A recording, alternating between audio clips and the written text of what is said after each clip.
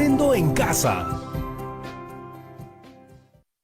Buenos días, chicos y chicas de quinto y sexto grado de primaria. ¿Cómo están hoy día? Espero que se encuentren muy bien. Yo soy Patricia Barreto y esto es Aprendo en Casa, una iniciativa del Ministerio de Educación para continuar aprendiendo de manera divertida desde sus hogares. Bueno, ¿están listos para comenzar con nuestra actividad el día de hoy?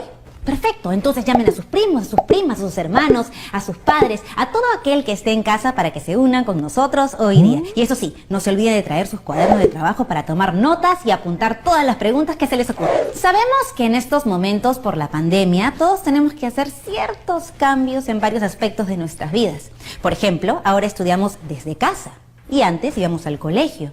Esto nos ha permitido conocer otras formas de aprender.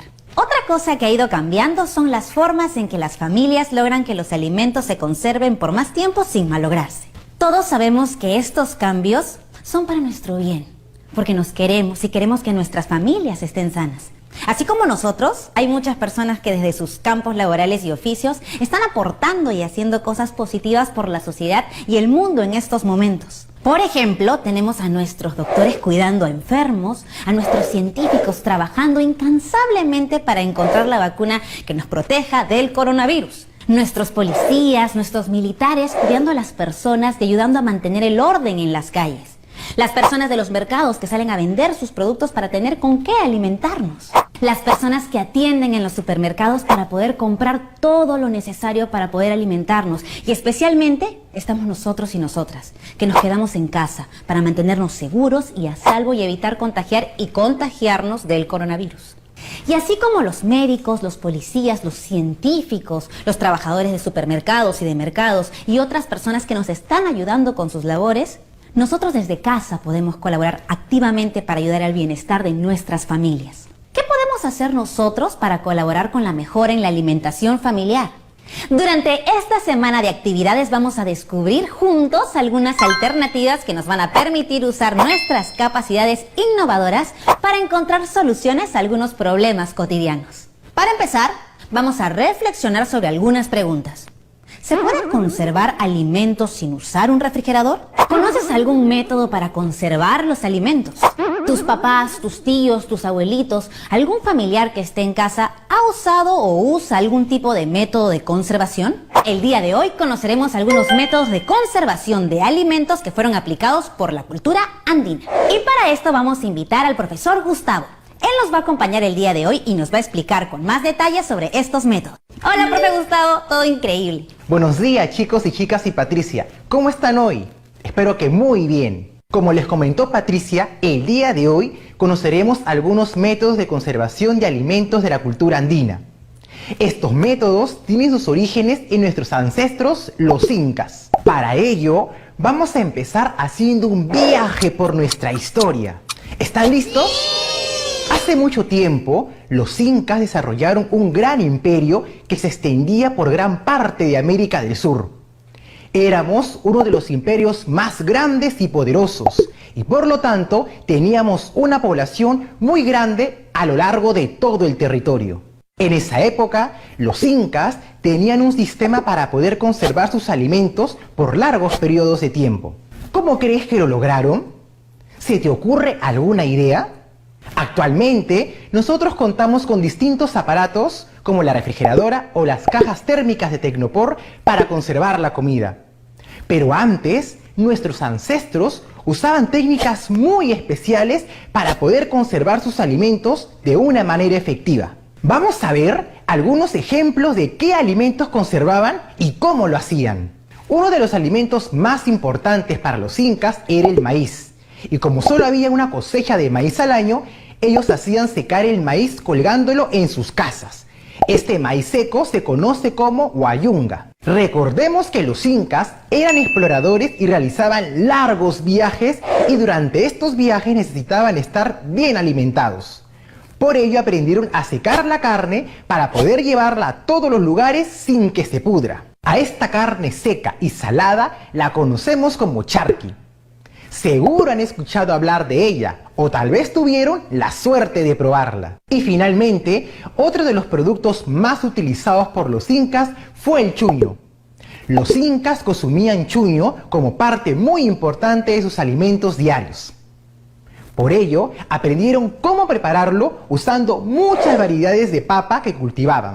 ¿Se dan cuenta de lo mucho que nos han ayudado nuestros antepasados con estas técnicas de conservación? Y así como nuestros antepasados lo hacían, ahora lo podemos hacer nosotros y conservar nuestros alimentos por más tiempo, lo cual sería muy beneficioso para nuestras familias, especialmente en esta época de cambios. Para conservar alimentos existen una gran variedad de técnicas que estoy seguro alguna vez han visto o realizado en casa.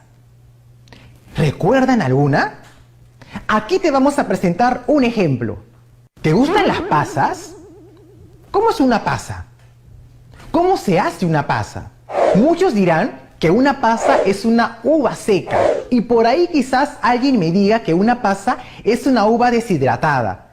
Y debo decir que ambas respuestas son correctas. Una pasa es una uva que ha perdido el agua que tenía dentro. Si dejas unas uvas expuestas al sol, verás cómo con los días empiezan a secarse. Interesante, ¿verdad? Pero, así como hay un proceso para obtener pasas, también existen otras técnicas de conservación que son muy interesantes. Pero, ¿cómo se llevan a cabo estas técnicas de conservación? ¿Qué es lo que le sucede a los alimentos para poder conservarse? ¿Por qué duran tanto tiempo? Todas estas son preguntas interesantes. Por eso, vamos a ir averiguando sus respuestas poco a poco. Le vamos a decir a Patricia que se una con nosotros, para que todas y todos juntos aprendamos sobre estas técnicas. Claro que sí, profesor. Estoy muy interesada en aprender esas otras técnicas que usted mencionó. Entonces, atención a esto. Al igual que las uvas que pierden el agua para conservarse y se transforman en pasas, otros alimentos siguen el mismo proceso denominado deshidratación. Esta palabra la hemos usado alguna vez en nuestra vida. ¿Recuerdas? Hoy vamos a aprender sobre este proceso que es uno de los más usados hasta el día de hoy y que viene desde la antigüedad. La deshidratación es la reducción de la cantidad de agua que contienen los alimentos para evitar que los microorganismos, como las bacterias, puedan malograr el producto antes que lo podamos consumir. La deshidratación es una forma ancestral de conservar los alimentos sin perder sus propiedades nutritivas.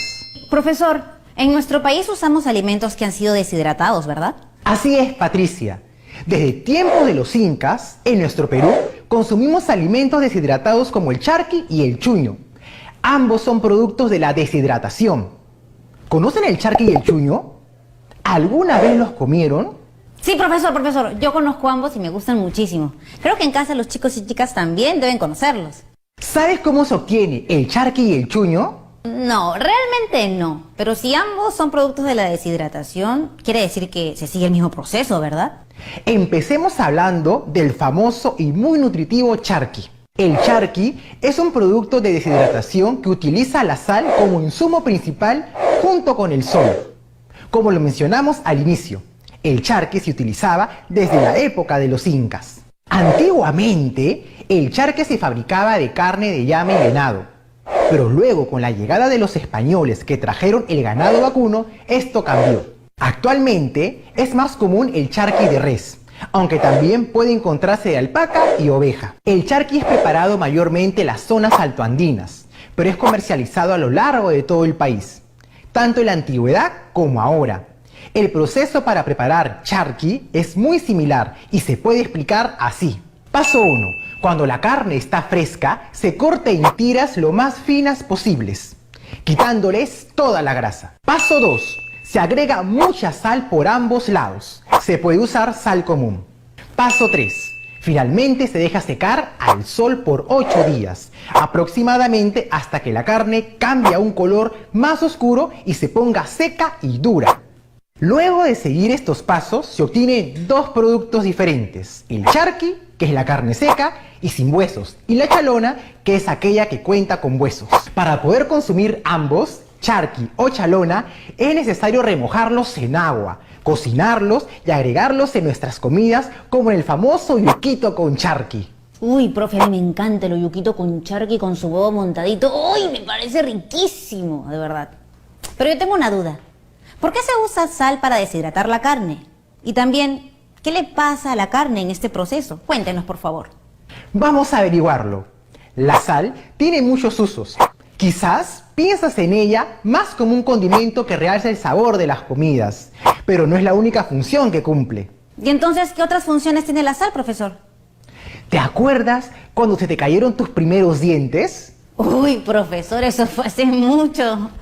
Ya ni me acuerdo. Pero los chicos y chicas en casa quizás lo recuerden con más claridad.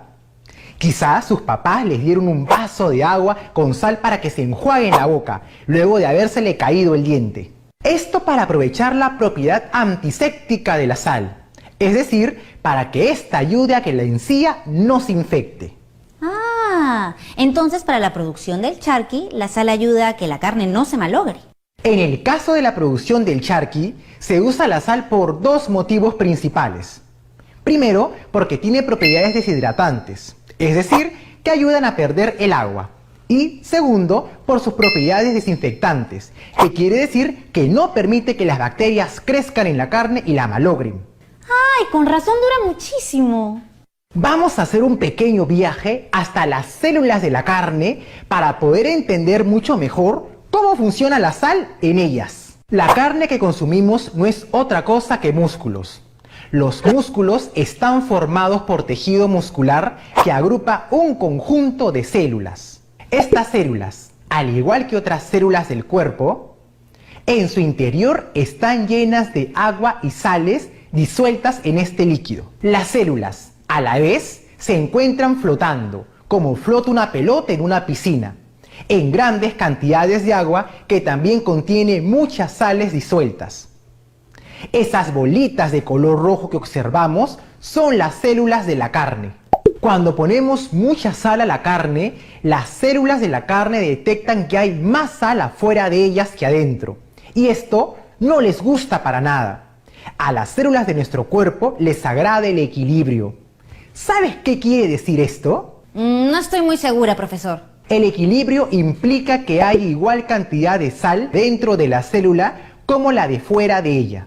Entonces, cuando hay exceso de sal, sucede que el agua que se encontraba en el interior de las células sale de ella en un intento de hacer que la sal que está fuera se vaya disolviendo y se equilibre, consiguiendo de esta manera que no haya más sal fuera que dentro. Es lo mismo que pasa cuando te das cuenta que echaste más sal de lo debido a un vaso con agua y empiezas a agregar más y más agua para disolver la sal y que no quede rastro de ella en el vaso. Este proceso de liberar agua y más agua hace que la célula empiece a perder su forma original y se arrugue mucho como una pasa. De esta manera, la carne se deshidrata porque las células que la componen pierden el agua que llevan dentro. Observemos juntos cómo se mueve el agua desde dentro de la célula hacia afuera. Aquí podemos ver cómo estaba la célula al inicio, como la del lado derecho, llena de agua, y terminamos con una célula como la de izquierda, pequeñita y arrugada. Por eso es que la carne, que al inicio era jugosa, toma la apariencia del charqui, seca y dura. ¡Hala! ¡Qué sorprendente! No sabía que todo esto le pasaba a una célula solo por la sal. Pero te cuento algo aún más sorprendente. Este proceso de deshidratación por la presencia de la sal no solo ocurre con los alimentos, sino también con nosotros mismos. ¿Y cómo así, profesor? ¿Alguna vez has comido algo muy salado? Y luego de comerlo, ¿qué pasa? ¿Qué sientes? Uy, siento mucha sed. Y sientes los labios secos, ¿verdad? Esto sucede porque, al igual que el ejemplo de la carne, nuestras células han perdido agua tratando de equilibrar el exterior de ellas con su interior. Y por ello nos están pidiendo poder darles el agua que necesitan para estar bien nuevamente. Ahora todo tiene más sentido, profesor. Con razón, después de comer chifles o canchita de serrana que tiene un poquito más de sal, uy, siempre me da sed. Y aún queda más por aprender y descubrir juntos. Ya hemos visto cómo la sal ayuda a la deshidratación de los alimentos para poder conservarlos, como en el caso del charqui.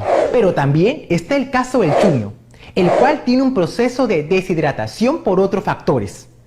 ¿Saben a qué factores me refiero? ¿Alguna vez vieron cuál es el proceso para producir el chuño? No, profesor. No sé cómo se hace el chuño. En realidad nunca lo había visto. Quizás, si preguntan a papá, mamá o algún familiar, ellos podrán contarles cómo la papa se convierte en chuño. El chuño es el resultado de la deshidratación de papa en las zonas altoandinas de nuestro país. A través de este procedimiento se logra la conservación de la papa por varios años para su uso como alimento. El chuño es uno de los productos más importantes y sorprendentes que tenemos en nuestro país, porque según los científicos, a través de este proceso, la papa puede conservarse hasta 20 años sin malograrse. ¡Hala! ¿Tanto tiempo? Por ese motivo, el chuño fue uno de los principales alimentos usados durante el incanato para alimentar a los oficiales, soldados y esclavos, así como reserva para casos de emergencia cuando se malograban las cosechas. Es un alimento súper valioso por el tiempo que dura y sus propiedades también son súper nutritivas porque viene de la papa, y si viene de la papa tiene que ser nutritiva. Así es, Patricia. Es tan valioso que es fuente de la alimentación de muchas familias en la actualidad. Ahora vamos a descubrir juntos por qué es tan distinto el proceso de deshidratación que pasa el chuño que lo distingue del proceso del charqui. ¿Te imaginas por qué son distintos? Ay, no, profesor, otra cosa que no sé, la verdad, pero me encantaría saber. La deshidratación del chuño ocurre por un cambio de temperatura muy extremo y repentino. ¿Cómo así, profesor? Les cuento. El chuño se prepara en los meses de junio y julio. ¿Te imaginas por qué tiene que ser en esos meses? ¿Por ser invierno? Así es, Patricia. En pleno invierno. Es decir, cuando llega el friaje al altiplano de los Andes y las temperaturas empiezan a bajar por las noches hasta los -5 grados centígrados. ¡Uy, qué frío! Así es, y eso sucede a partir del 15 de junio aproximadamente, en pleno invierno y en alturas superiores a los 3.800 metros, es decir, en la sierra de nuestro país. Eso quiere decir que en el proceso para elaborar el chuño intervienen las bajas temperaturas. ¡Qué interesante! Claro, Patricia, y les voy a mostrar el proceso para fabricar chuño. Estén atentos. El congelado. Después de la cosecha en el mes de junio, las papas son expuestas durante 4 días a las heladas. Las comunidades andinas aprovechan el cambio de temperaturas tan extremo que ocurre entre el día y la noche. Mientras que en las noches las papas se congelan, durante el día se deshidratan al sol a temperaturas que alcanzan los 18 grados centígrados. Luego de estos 4 días de cambios de temperatura, las papas son envasadas en sacos y sumergidas en las heladas aguas de los arroyos andinos. Prepelado. A continuación, las papas se exponen nuevamente a otra noche fría. Para el siguiente día, proceder al pelado mediante el pisado de las mismas. Así se les quita la cáscara y una gran cantidad de agua. Secado. Las papas peladas son expuestas al sol durante 10 o 15 días hasta lograr su completo secado. Pelado final. Finalmente, las papas deshidratadas, es decir, los chuños se frotan con fuerza entre sí para que pierdan los últimos restos de piel. Y listo, tenemos chuño. No me diga, ¿todo ese proceso es necesario para que la papa se transforme en chuño? Exacto, Patricia. Mediante todo este fascinante y completo proceso, la papa pierde el 80% de agua que la componía y se convierte en el famoso y muy nutritivo chuño, el cual es consumido de muchas maneras distintas y como acompañante en muchos platos de nuestra gastronomía. Incluso los chicos y las chicas pueden preguntarles a sus papás qué otros platos conocen que tengan chuño. Pero aún tengo preguntas, profesor.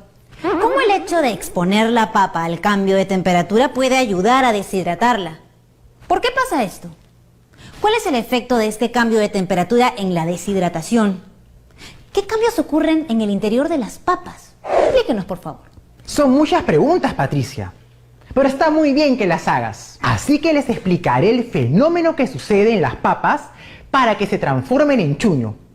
Y así como viajamos hasta el interior de las células de la carne para entender la deshidratación causada por la sal, vamos a comprender lo que sucede dentro de las células de las papas para deshidratarse. ¡Qué bien, profesor! Pero ¿qué le parece si hacemos una pausa para que puedan traer lápiz y papel para anotarlo todo? Y de paso, los chicos y chicas que no tengan lápiz y papel como yo, vayan por ellos para que no se pierdan nada de este viaje que estoy segura va a ser muy útil para todos y todas. Así que ya regresamos, no se vayan.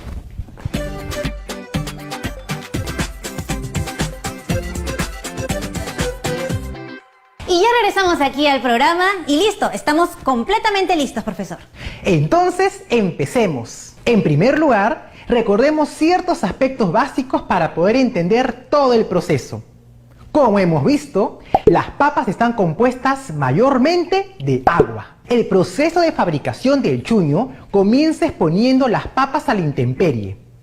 Primero las ponen en la tierra cuando llega la noche y la temperatura empieza a descender muy drásticamente. Luego, al día siguiente, los pobladores ponen las papas bajo el sol. ¿Qué pasa cuando ponemos el agua al refrigerador? ¿En qué se convierte? En hielo, profesor.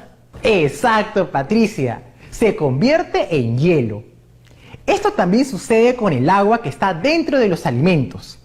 En este caso, la papa. El agua dentro de las papas expuestas al frío de la noche empieza a congelarse y a formar pequeños cristales de hielo. A continuación, cuando el sol comienza a salir, la temperatura ambiental sube y con esto, las papas que continúan expuestas a la intemperie comienzan a calentarse.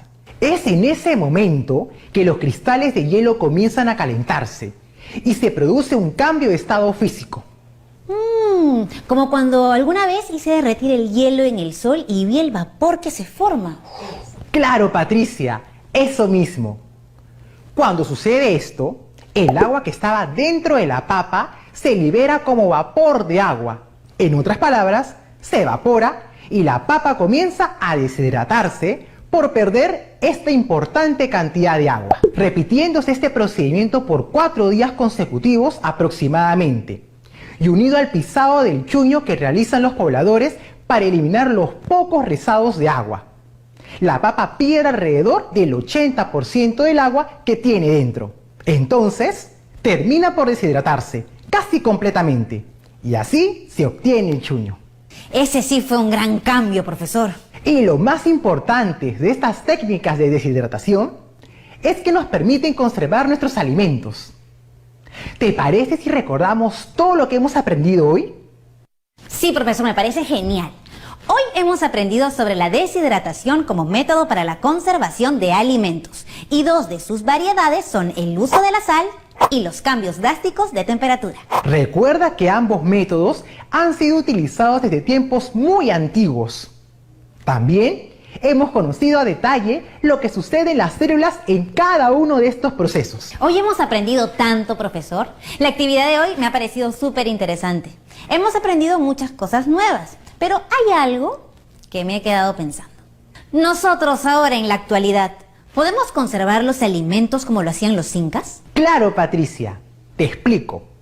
En épocas preincaicas e incaicas no habían los artefactos o instrumentos que usamos actualmente para conservar los alimentos. Entonces, ellos buscaron una forma alternativa para que sus alimentos no se descomponga o malogre. Como comentamos al inicio de la actividad, necesitamos conservar nuestros alimentos en óptimas condiciones por más tiempo y así evitar salir a comprar diariamente y exponernos. Claro que sí. A mí me gusta mucho aprender no solamente a hacer las cosas de manera práctica, sino también a entender y saber cómo ocurren los fenómenos de la naturaleza. Y justo eso es lo que hemos visto hoy. Fue muy interesante saber qué es lo que pasa durante la deshidratación para que obtengamos el charqui y el chuño. Ahora, profesor, ¿nos podría recordar cómo la sal cumple un papel importante dentro de las células y nos ayuda a obtener el charqui? ¿Por qué la sal hace que las células pierdan agua? Lo que sucede es que las células, naturalmente, van a buscar el equilibrio. Es decir, que lo que haya dentro de ellas sea igual en cantidad a lo que hay afuera. Cuando agregamos gran cantidad de sal a la carne, las células detectan que algo no está bien, que existe una cantidad mucho mayor de sal en su exterior. Al detectar este desbalance o desequilibrio, empiezan a liberar el agua de su interior con el único propósito de disolver estos cristales de sal y que no haya más sal afuera. Cuando hacen esto, las células empiezan a arrugarse por la pérdida de agua que han sufrido. Es así como la carne se deshidrata y obtenemos el charqui.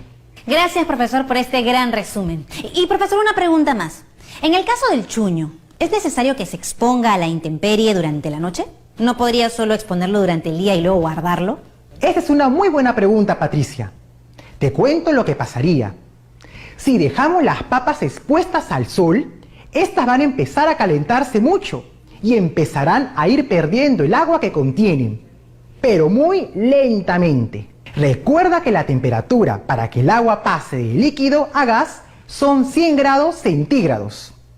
También debes tener en cuenta que todo depende del lugar donde nos encontremos. Cuando ponemos las papas para que congelen durante la noche, se forman estos pequeños cristales de agua que son mucho más fáciles de eliminar en forma de vapor que lo que sería eliminar el agua líquida que está dentro de las papas. En conclusión, sí es necesario que las papas reciban una buena cantidad de frío para tener un proceso de fabricación de chuño mucho más eficiente y rápido. Muchas gracias, profesor. La actividad de hoy ha sido muy útil e interesante. Espero que les haya servido todo lo aprendido hoy. Nos vemos pronto, niños y niñas. ¡Chao! ¡Chao, profesor! El programa de hoy fue realmente sorprendente por la gran cantidad de cosas nuevas que hemos aprendido gracias al profesor. Y por eso mismo vamos a ir ordenando la información a través de algunas ideas claves. Las culturas prehispánicas usaban diferentes técnicas para conservar sus alimentos por largo tiempo. La deshidratación es un método para conservar alimentos y puede producirse con ayuda de sal o de cambios. La sal origina que las células pierdan agua y se arruguen y sequen rápidamente. A partir de este proceso obtenemos el charqui. El cambio de temperatura forma cristales de agua que luego se evaporan causando deshidratación. Un ejemplo es el chuño. Conversa con tu familia y explícales el método de deshidratación. Puedes ayudarte de dibujos para poder acompañar tu explicación. Recuerda colocar tus trabajos en el portafolio. Puedes también grabar un audio o tomar fotos de tus dibujos si tienes medios para hacerlo. Antes de terminar nuestra actividad del día de hoy, les cuento que durante toda esta semana vamos a continuar aprendiendo cosas importantes que nos pueden ayudar para salir adelante en estos momentos retadores de cuarentena. Por ello, para el programa de mañana les voy a pedir dos cosas. Primero, necesito que tengan listos los siguientes materiales. 3 cucharadas de lentejas o arvejas secas. Un plato o recipiente. Un frasco de vidrio o de plástico. Una liga o elástico. Gasa, tela delgada o panty media. Y también agua. Además, necesito que pongan a remojar en un plato las lentejas o alberjas para usarlas el día de mañana de una forma súper especial. Pero eso sí, no se olviden de remojar sus alberjas o lentejas. Nos vemos en la siguiente actividad con todos sus materiales, con sus lentejas o alberjas remojadas para seguir aprendiendo y divirtiéndonos todos juntos. Me ha encantado pasar el día con todos ustedes. Nos vemos hasta la próxima.